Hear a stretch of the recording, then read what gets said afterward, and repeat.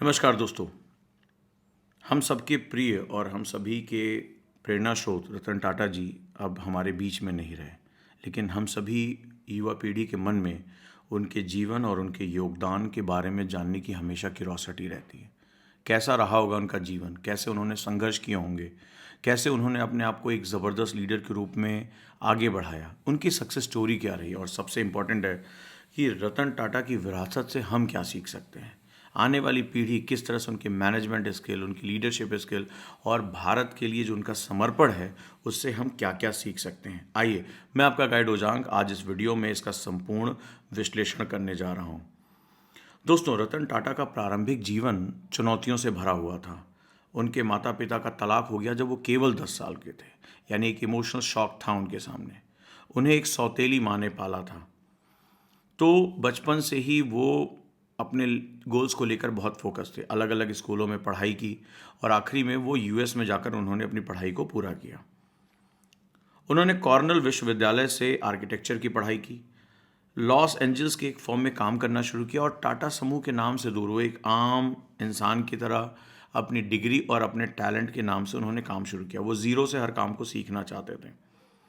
1960 के दशक में वो भारत लौटते हैं और टाटा समूह में बिल्कुल लोअर पोस्ट से वो शुरुआत करते हैं। बेसिक मैनेजमेंट से अपनी शुरुआत करते हैं और वहाँ से वो काम को सीखते हुए आगे बढ़ने का जज्बा उनके अंदर पहले से ही था।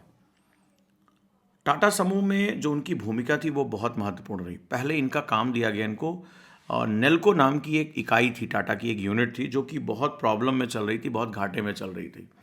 तो औद्योगिक घराने अपने टैलेंट को चेक करने के लिए ऐसे प्रोजेक्ट देखते हैं कि देखो कौन इस घाटे को फायदे में लेकर आ सकता है। तो जीआरडी टाटा बहुत विजनरी उद्योगपति थे। उन्हें ये पता था उनके जाने के बाद इस समूह को कौन देखेगा, तो उन्होंने वो तलाश करनी शुरू की।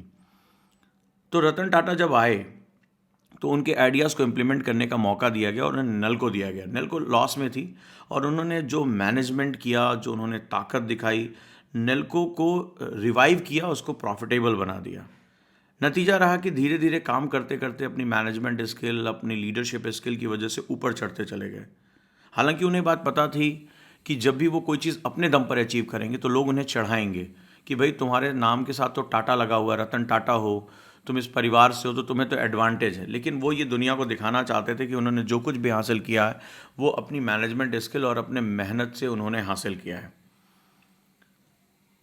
एक दौर आता है 1991 का और जेआरडी टाटा इनके काम से बहुत प्रभावित होते हैं और उन्हें अपना उत्तराधिकारी चुन लेते हैं। लेकिन ये इतना आसान नहीं था। टाटा समूह के अंदर भी बहुत ढेर सारे पावर सेंटर्स थे जो अध्यक्ष बनना चाहते थे। वो इस रतन टाटा नाम के एक यंग लड़के को, जो धीरे धीरे मैनेजमेंट में ऊपर गया, उनके साथ संघर्ष शुरू कर देते हैं। लेकिन रतन टाटा बहुत जुझारू थे, अपने गोल्स को लेकर फोकस थे। वो टाटा समूह को ऊंचाइयों पर ले जाने के लिए उन्होंने अपना जीवन समर्पित कर रखा था। तो ये संघर्ष ज़्यादा देर उनके सामने टिक नहीं पाए और वो धीरे धीरे एक सर्वमान्य अध्यक्ष के रूप में दुनिया के सामने आए। रतन टाटा ने पूरा जो टाटा समूह को रिवाइव करने का काम शुरू किया। बेहतरीन जो है आधुनिक संरचनाएं लगाई, इंफ्रास्ट्रक्चर डेवलप किया और टाटा को मल्टी बिजनेस में इन्वॉल्व किया, रेवेन्यू को कई गुना बढ़ाया और टाटा समूह ने एक बहुत ऊंचाइयां हासिल की। अगर हम इनके नेतृत्व में टाटा समूह के डेवलपमेंट की बात करते हैं तो 21 साल का एज अ चेयरमैन इनका कार्यकाल रहा और बहुत बेहतरीन काम किया। जब इन्होंने टाटा समूह को जब संभाला एज अ चेयरमैन तो $4 बिलियन उसका पूरा व्यवसाय था, जिन्होंने इसको बढ़ाकर $100 बिलियन तक इसको पहुंचा दिया और उसकी जो मार्केट कैपिटल थी वो कई गुना बढ़ गई। टाटा एक विश्वास का नाम हो गया। चाहे वो मैन्युफैक्चरिंग एक्सीलेंस हो, ह्यूमन रिसोर्स मैनेजमेंट हो, कैपिटल फॉर्मेशन हो, इन सब पे बहुत ध्यान दिया और टाटा को एक बहुत ट्रस्टेड ब्रांड के रूप में बना दिया। लेकिन जो सबसे बड़ा इनका योगदान रहा वो टाटा समूह को भारत से निकालकर विदेशों में पहुंचा। एक इंटरेस्टिंग कहानी आपको बताता हूँ कि टेटली नाम की एक चाय आती थी जो इंग्लैंड में बनती थी और ये बहुत पहले, आज़ादी से पहले का ही ये ब्रांड था और यूरोपियन ही भारत में चाय के बागान लगा के शोषण करते थे भारतीयों का। तो टेटली ब्रिटेन के लिए एक बहुत बड़ा नाम थी। टाटा ने इस टेटली चाय को अधिग्रहण कर लिया और जो भारतीयों की चीज़ थी वो वापस लेकर आए। ऐसे ही जैगुआर और लैंड रोवर दो बड़े ब्रिटिश ब्रांड थे, जो कभी अंग्रेज़ कहते थे अरे भारतीय इस पे चलेंगे, लैंड रोवर पे चलेंगे, जैगुआर पे चलेंगे, इनके बस का है, ये हमारे गुलाम रहे हैं।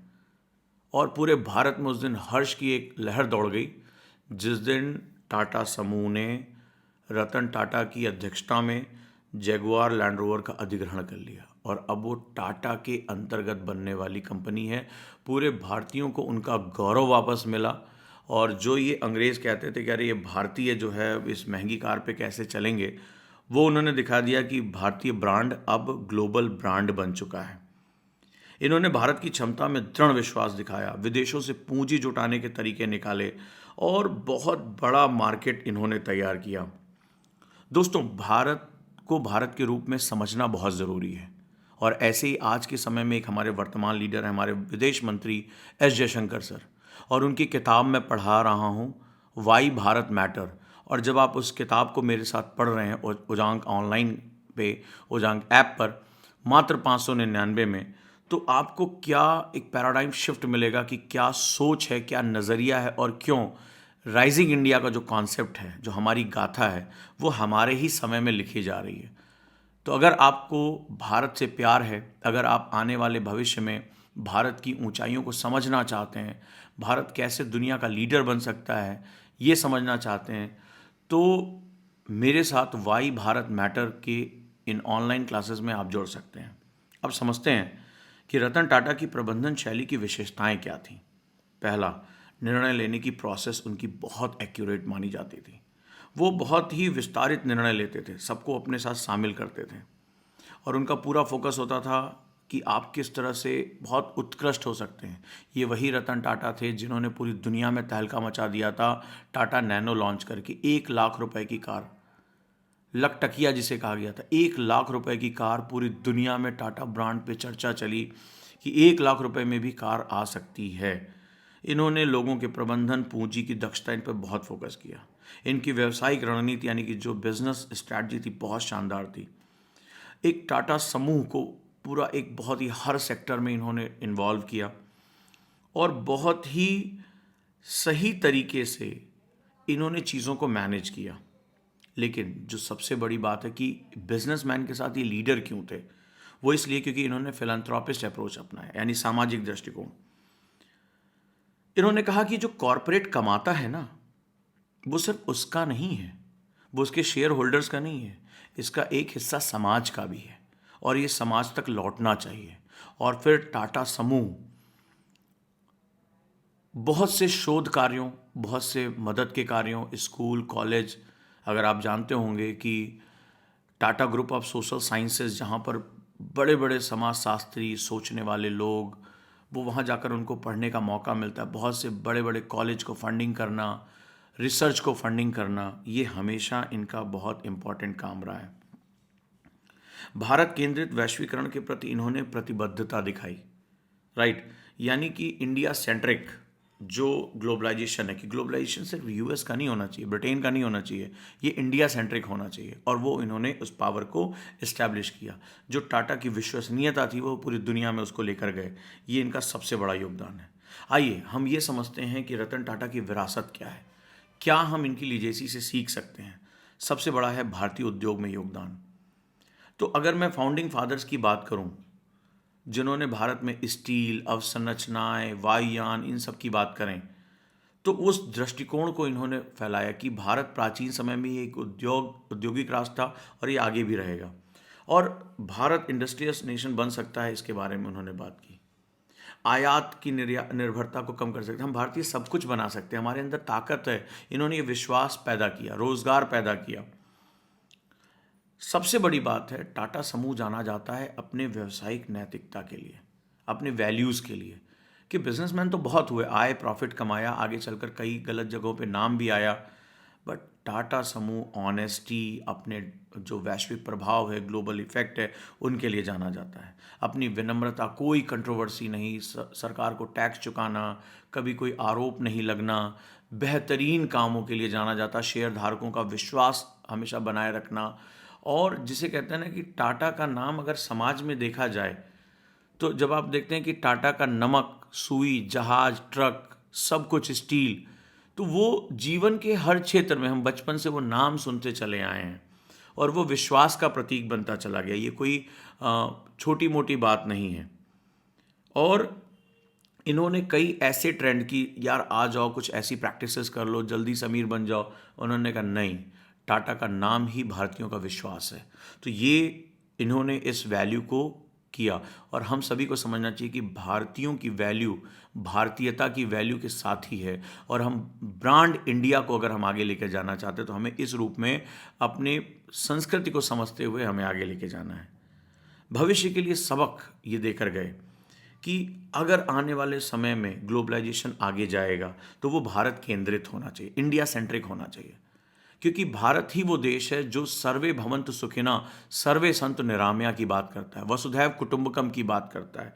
तो ग्लोबलाइजेशन तो हमारे डीएनए में है भाई, हमें यही लेकर जाना है। नेक्स्ट, कि भारत कुछ भी कर सकता है। एक ग्रुप जहाज भी बना सकता है, नमक भी बना सकता है, सर्फ भी बना सकता है, सब कुछ कर सकता है और भारतीयों की क्षमता बहुत विविध है। नेक्स्ट वन, जो सबसे बड़ा इनका योगदान है वो है कि कॉरपोरेट घराने सिर्फ अपने फ़ायदे के लिए काम ना करें, उनका एक सामाजिक उत्तरदायित्व यानी सोशल रिस्पॉन्सिबिलिटी भी है और इस सोशल रिस्पॉन्सिबिलिटी को किसी सरकारी दबाव में नहीं निभाना है। इस समाज को अपनी एक धरोहर समझते हुए इस समाज के हर हिस्से के योगदान में अपना जो है वो पार्टिसिपेशन करना है। दोस्तों, आज आपका विश्लेषण कैसा लगा ज़रूर मुझे बताइएगा। और अगर आप मेरे साथ इस तरह के वीडियो और पीडीएफ प्राप्त करना चाहते हैं तो मेरे व्हाट्सएप नंबर 8285894079 पर ज़रूर जुड़ें। और हमारे ऑनलाइन और गुरुकुल के कक्षा कार्यक्रम में जुड़ना चाहते हैं तो आप सभी का बहुत बहुत स्वागत है। दिए गए नंबर पर व्हाट्सएप कर सकते हैं या आप कॉल भी कर सकते हैं। धन्यवाद।